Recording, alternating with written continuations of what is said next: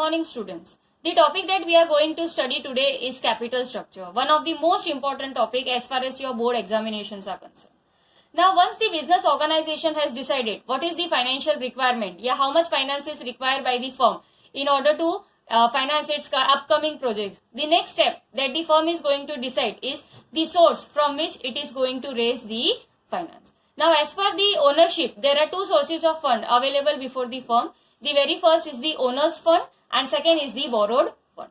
Owner's fund means when the firm decides to raise the capital by issue of equity share, preference share or by the use of retained earning, it is termed as your owner's fund.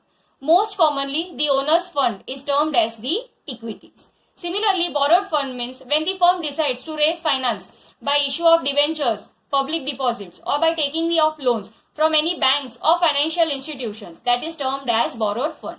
Most commonly, the borrowed fund is termed as debt. So, what do you understand by capital structure? Capital structure is nothing but a mix between the borrowed fund and the owner's fund.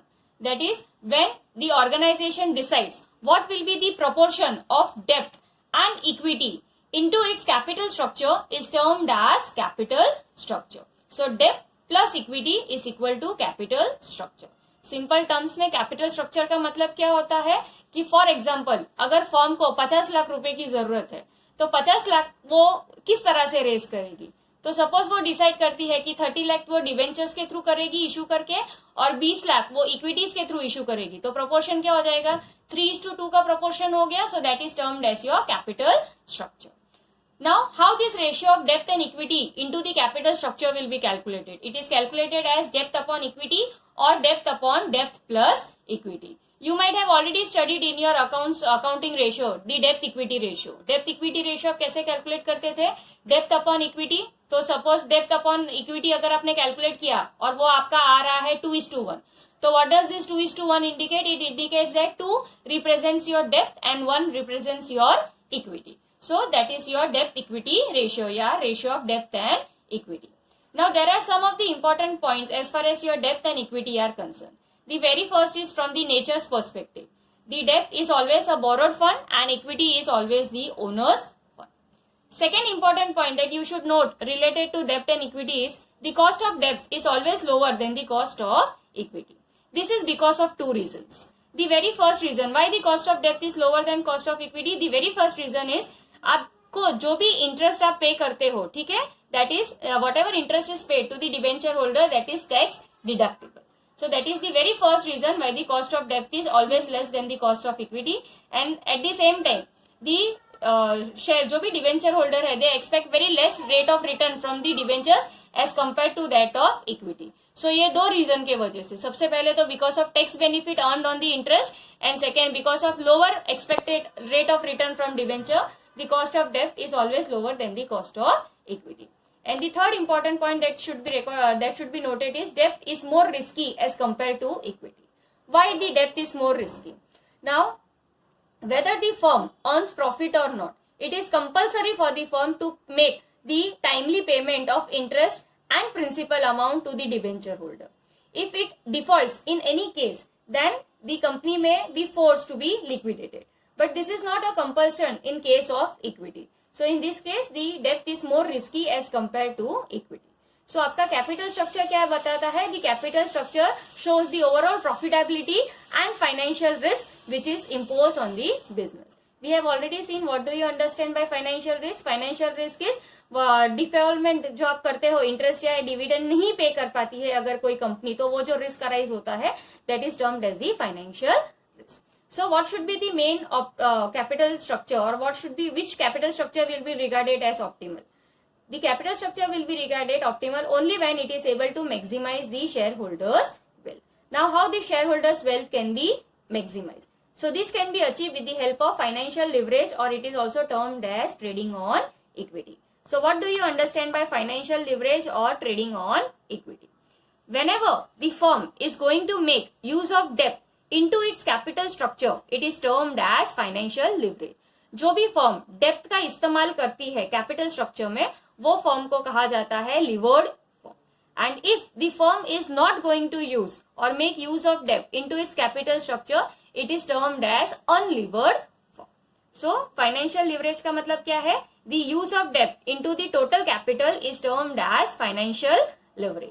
Similarly trading on equity का मतलब क्या है? Trading का मतलब होता है taking advantage and equity का मतलब होता है owners fund.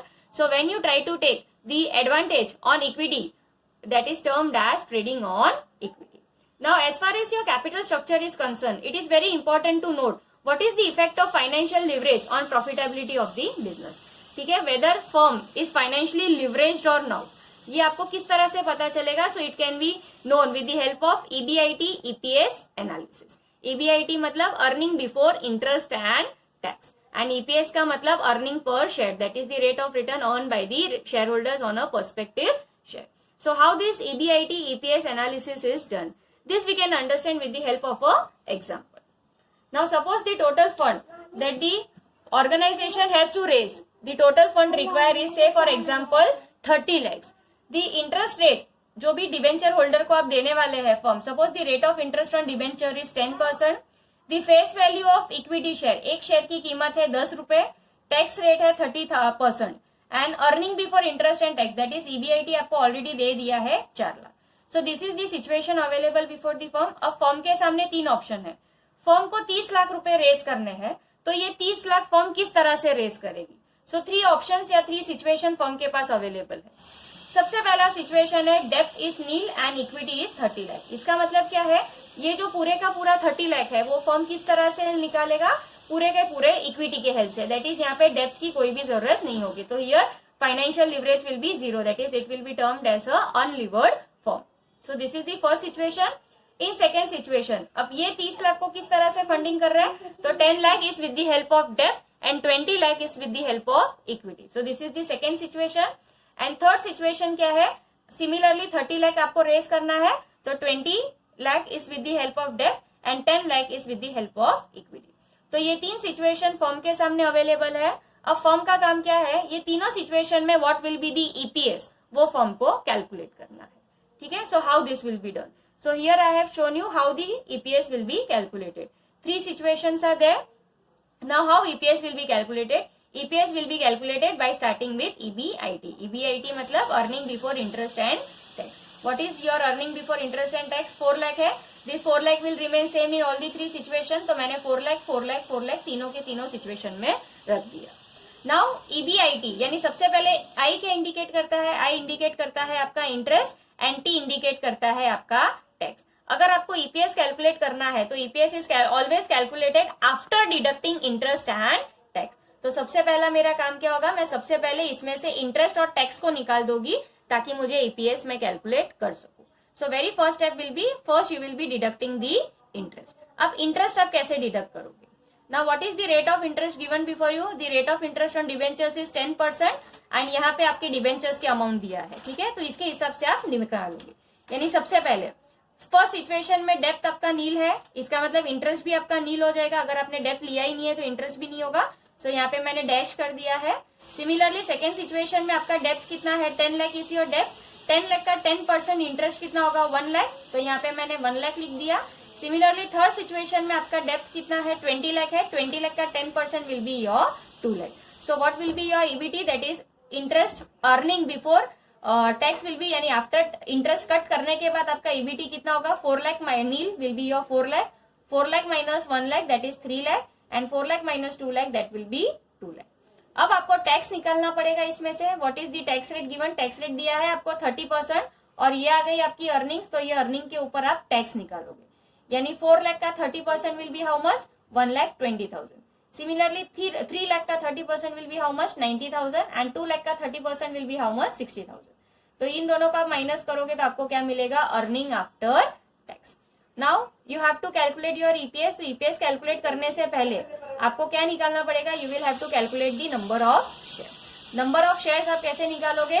Your face value divided by face value. Your face value was ₹10. 10 है एंड ये रहा आपकी इक्विटी की अमाउंट. तो इन तीनों इक्विटीज को डिवाइडेड बाय 10 करोगे तो you will get 3 lakh, 2 lakh, 1 lakh. Now you have to calculate EPS. EPS आप कैसे कैलकुलेट करोगे? EPS will be earning after tax divided by your number of shares. That is 2,80,000 divided by 3 lakh will give you 0.93. Similarly, 2,10,000 divided by 2 lakh that will be 1.05 and 1,40,000 divided by 1,00,000 that will be 1.4. So ये आपकी EPS निकली तीनों case में. Now the firm will have to decide ये कौन से situation firm will be following. So जिस situation में EPS will be greater always that will be useful. So अगर आप इन तीनों को देखेंगे तो इन तीनों में से सबसे ज्यादा EPS कौन सा है 1.4. यहाँ पे your EPS is maximum. So which situation will be preferred by the firm? Situation third will be preferred by the firm. Now does EPS always rise with increase in depth? अब आपके सामने question ये आएगा कि हमेशा जिस case में EPS ज्यादा होगा सिर्फ उसी के वजह से आप वही आपके लिए अच्छा होगा या हमेशा इंक्रीज इन डेप्थ ही आपके लिए बेनिफिशियल होगा? तो your answer will be no. हमेशा आपका डिसीजन किस बेस पे होगा? Your return on investment should be always greater than cost of depth. Cost of depth मतलब आपका जो भी इंटरेस्ट रेट है वो आपका रिटर्न ऑन इन्वेस्टमेंट से कम होना चाहिए. Now how will this will be done? How your return on investment is calculated? Your return on investment is equal to EBIT upon total investment into 100. Now your EBIT was 4 lakh rupees. So 4 lakh divided by total investment. आपका total investment 30 lakh rupees था. तो 4 lakh upon 30 lakh into 100 that will give you 13.33%.